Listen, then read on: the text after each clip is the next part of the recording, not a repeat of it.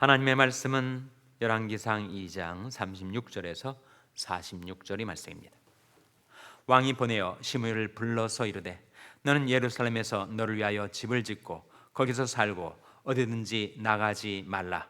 나는 분명히 알라. 내가 나가서 기드론 시내를 건너는 날에는 정령 죽임을 당하리니 내 피가 내 머리로 돌아가리라.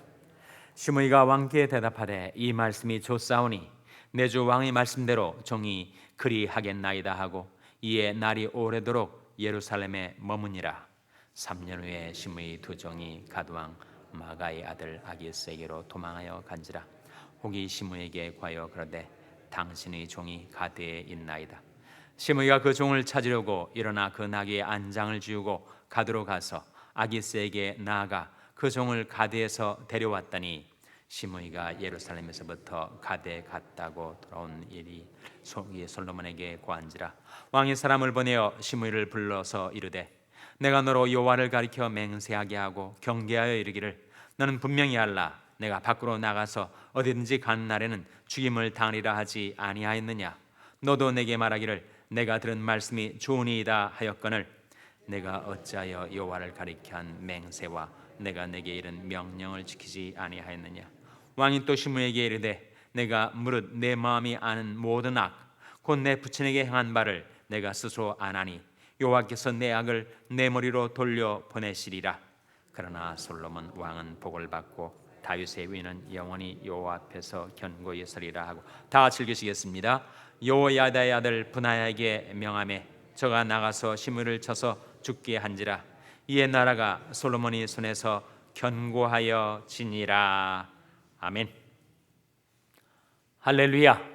서로에게 평강의 복을 기원하는 마음으로 샬롬 인사 나누시기 바랍니다. 샬롬. 샬롬. 오늘도 월요 새벽 기도에 잘 나오셨습니다. 이번 주간에는 붕해가 시작이 되죠.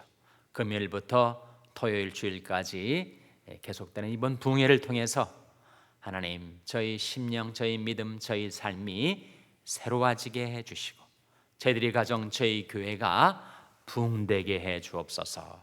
이렇게 아침마다 기도해 주시기 바랍니다. 또 여러분이 주님께로 인도하기를 원했던 분이 계시면 주 초부터 좀 전화를 하시고 우리 교회에 이런 집회가 있는데 와보시라고 이렇게 권면하시기 바라요. 전화 한 통 넣어주시기 바랍니다. 작은 것이지만 그것을 통해서 놀라운 일이 벌어질 수가 있으니 이번 붕해를 통해서 많은 영혼들이 주님께로 돌아와 구원받고 우리의 심령과 삶이 부흥될 수 있도록, 부흥이란 말이 다시 붙자에 흥할 흥자 아니에요. 다시 우리 심령과 삶이 새로워질 수 있도록 여러분 아침마다 기도하시고 이 부흥에 기대감을 가지고 참석하시기를 바랍니다. 오늘 본 말씀은 시므이에 대한 이야기예요. 시므이는 어떤 인물이죠? 시므이는 어느 지파 사람이었습니까? 베냐민 지파, 사울 왕조의 후예였습니다. 그래서 그는 이 다윗 왕조에 대한 불만이 있었고, 그리고 다윗이 사울의 뒤를 이어 왕이 된 것을 좋지 않게 여겼던 차에 압살롬의 반역 사건이 일어나서 다윗이 황망하게 피신을 하고 있을 때 이 시므이가 다윗을 따라 붙으면서 계속 욕설과 저주를 퍼붓습니다. 네가 사울이 왕위를 찬탈하더니 네 아들에게 쫓겨서 도망하는 것이 아니냐. 이 비루한 자여. 온갖 욕설과 저주를 퍼붓었던 인물이 바로 시므이였어요. 근데 다윗이 자기의 신하인데 시므이에게 그런 모욕을 당하고 다 참아냈습니다. 시므이가 나를 저주하는 것은 하나님이 저를 시켜서 하는 것이다. 그래서 시므이 모든 저주를 다 받아냈습니다. 그러나 나중에 압살롬의 모반 사건이 평정이 되어서 압살롬은 죽고 다윗이 왕위로 귀환을 할 때 이 시므이가 맨 먼저 달려나와서 다윗을 맞이하였어요. 사람이 이렇게 획가닥 또 변한 거죠. 근데 자기를 영접하는 시므이를 다윗이 처단할 수가 없었습니다. 그래서 하나님의 이름으로 맹세하여 말하기를 내가 너를 결코 칼로 죽이지 아니하리라. 그에게 분명한 왕에게 그렇게 저주한 죄가 있었지만 다윗이 시므에게 인자를 베풀었어요.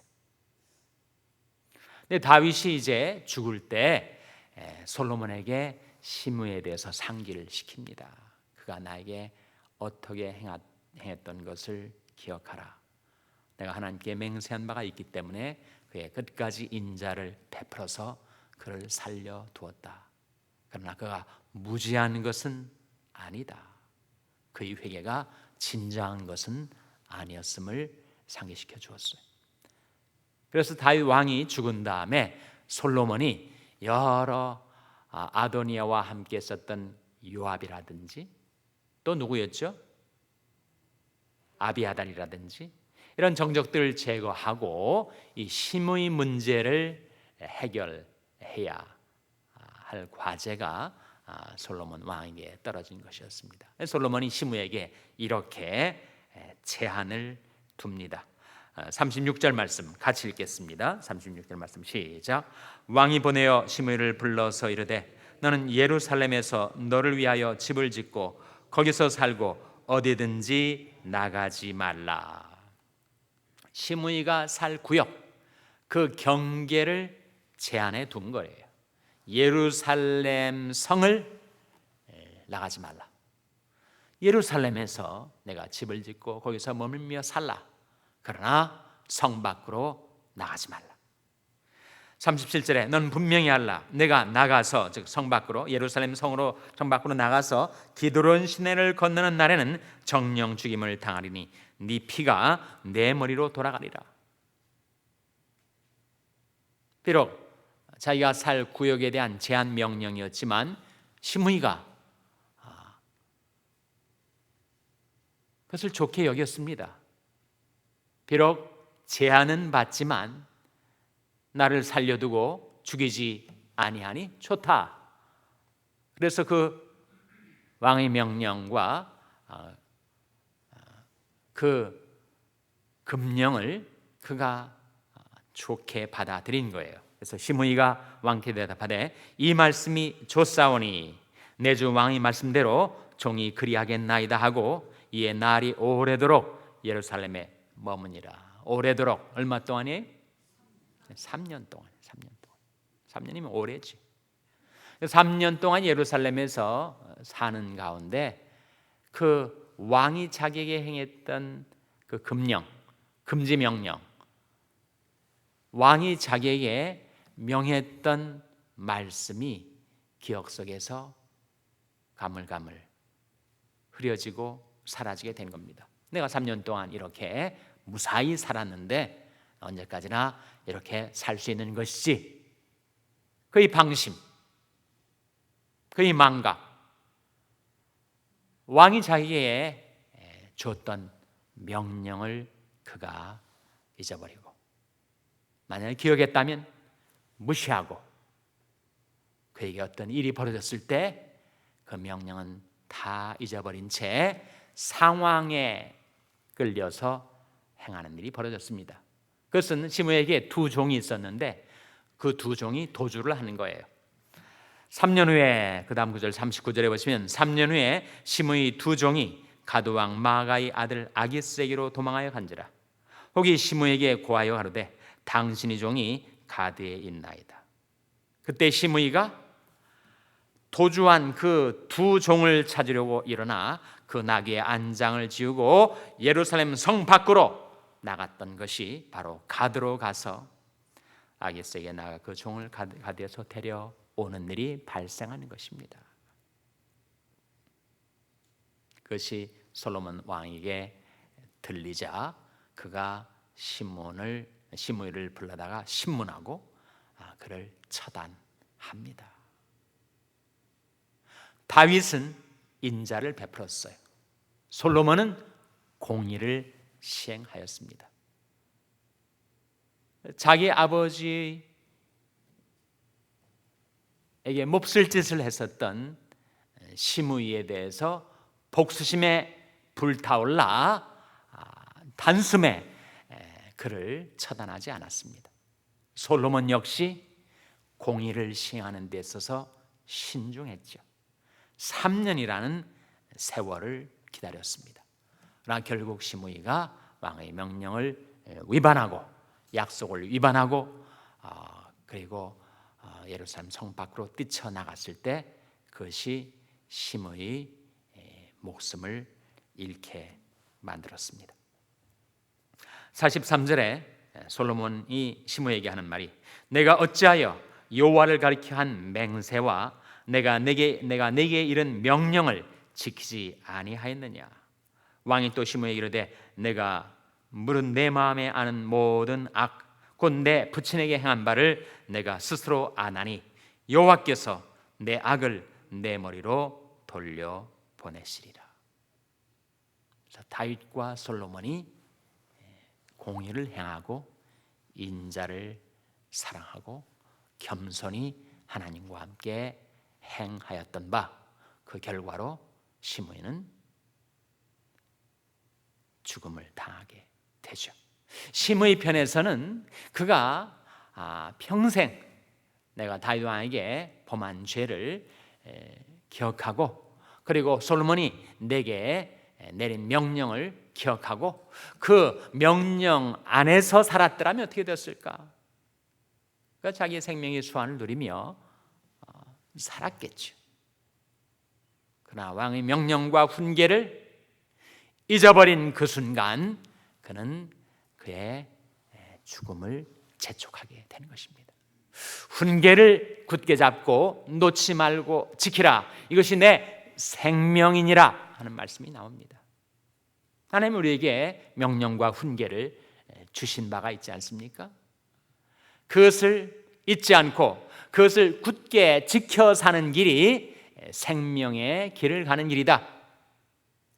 만일 그 길에서 벗어나면 악인의 첩경으로 들어가면 우리는 화를 당하고 그리고 사망길에 서게 되는 것이다. 그 말씀이 잠언 4장 13절 14절 15절에 나옵니다. 한번 같이 찾아서 읽겠습니다. 잠언 4장 13절 14절 15절 우리 찾아서 한번 같이 읽겠습니다.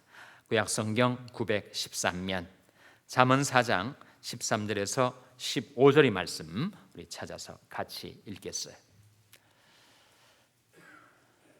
제가 성경 구절을 한 3번 얘기를 하는데 새벽 시간에 한 5번을 얘기해야 되지 않을까 싶습니다. 잠언 4장 13절에서 15절 잠언 4장 13절에서 15절 5번 얘기했죠? 찾으셨습니까? 같이 읽겠습니다. 시작. 훈계를 굳게 잡아 놓치지 말고 지키라. 이것이 내 생명이니라. 사특한 자의 첩경에 들어가지 말며 악인의 길로 다니지 말지어다. 그 길을 피하고 지나가지 말며 돌이켜 떠나갈지어다. 이 말씀 속에 훈계를 굳게 잡아 놓치지 말고 지키라. 이것이 내 뭐라고요? 이것이 내 생명이니라. 하나님이 우리에게 내리신 명령은 우리들의 생명입니다. 생명과 같은 말씀, 생명과 같은 명령. 사실 예수님께서 실제로 그렇게 말씀을 하셨어요. 요한복음 12장 50절에 나는 그의 명령이 영생인 줄 아노라. 예수 그리스도께서 하나님의 말씀, 하나님의 명령을 가리켜 말씀하시기를 나는 그의 명령이 영생인 줄 아노라. 하나님이 우리 주신 명령이 뭡니까? 주 예수를 믿으라. 그리하면 너와 내 집이 구원을 얻으리라. 그것이 영생 얻는 명령 아니에요? 그리고 이 세상에서도 우리가 하나님의 말씀, 하나님의 훈계, 하나님의 명령을 따라 살아가면 이 세상에서도 영생을 누리며 살아갈 수 있음을 성경은 우리에게 깨우쳐주고 있지 않습니까? 시므이의 죽음, 그것은 훈계를 놓쳤기 때문에 자기의 생명과도 같았던 그 명령을 망각하고 상실하고 상황에 떠밀려서 자기의 욕망을 쫓아 자행자재한 결과 그는 결국 죽고 만 것입니다. 훈계를 굳게 잡고 놓지 말고 지키라. 이것이 내 생명이니라. 사특한 자의 첩경에 들어가지 말며 악인의 길로 다니지 말지어다. 우리 죽고 사는 것은 내가 어느 길로 행하는가에 달려 있어요. 이 세상에는 모든 길이 똑같은 것이 길이 아니라 사망길이 있고 생명길이 있다는 겁니다. 어떤 길은 사람이 보기에 바르나 필경은 사망의 길이니라. 생명의 길이 어디에 있는가? 그 길을 어떻게 발견할 수 있는가? 하나님의 말씀의 길이 바로 생명의 길. 왕의 명령을 위반했던 시므이는 자신의 죽음을 재촉했고, 우리가 훈계를 굳게 잡아 놓지 말고 지키면 그 말씀, 그 명령이 우리들의 생명이라 하셨습니다.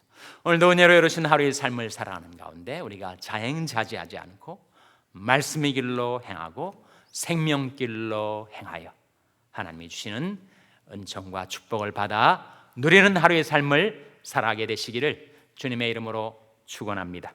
기도하시겠습니다. 오늘 말씀 기억하며 하나님, 저희들도 공의를 행하고 인자를 사랑하고 겸손히 하나님과 함께 행하며 살게 하시고 저희들의 말씀의 길로 생명길로 행하며 살게 하여 주시옵소서. 기도하시기 바랍니다. 우리 자녀들을 위해서 기도할 때 하나님, 저희 자녀들이 하나님의 말씀을 보내셔서 그들을 말씀의 길로 인도하여 주시옵소서. 생명의 말씀으로 우리 자녀들을 붙들어 주시고 지켜주시고 인도하여 주시옵소서.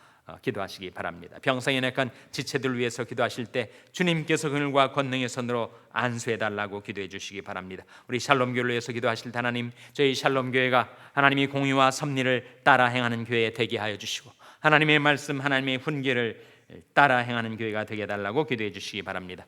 여러분의 생업을 위해서 기도하시고 코이노냐 선교회 박정희 목사님을 위해서 기도해 주시기 바랍니다. 이번 주 금요일부터 시작되는 부흥회 장경철 목사님을 위해서, 우리가 주께 인도하기를 원하는 영혼을 위해서, 우리의 심령과 삶의 부흥을 위해서 기도하시기 바랍니다. 본목사 청빙이를 위해서 기도해 주시기 바랍니다. 하나님, 저희들을 긍휼히 여기사 성령으로 충만케 하여 주시옵소서. 이런 제목들로 우리 합심해서 기도하겠습니다.